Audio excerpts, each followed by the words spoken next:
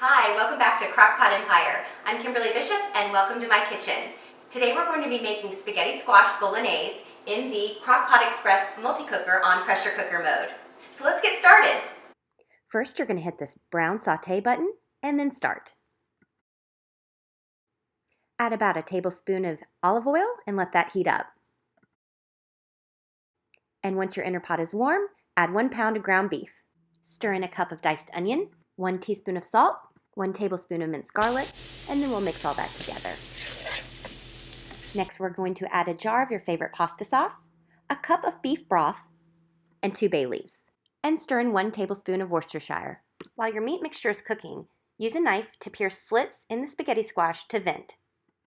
Now we're just going to place our spaghetti squash right into the middle of the meat mixture. Turn the lid to lock, place your valve on sealing position, press steam for 15 minutes, and start. When done cooking, do an immediate pressure release, unlock the lid, and use a knife to pierce your spaghetti squash to make sure it's tender. Carefully remove your spaghetti squash from the inner pot as it will be very hot. Cut vertically down the middle and scrape out all the seeds. And gently with your fork, just rake the bottom of the spaghetti squash to create spaghetti-like strands. Add the meat mixture to your spaghetti strands, gently fold in. Now add your mixture to your hollowed out spaghetti squash boats. Add a little bit of Parmesan cheese and dinner is served. I hope you enjoyed this spaghetti squash bolognese recipe. Remember, you can always find the ingredients and exact measurements on my blog at crockpotempire.com.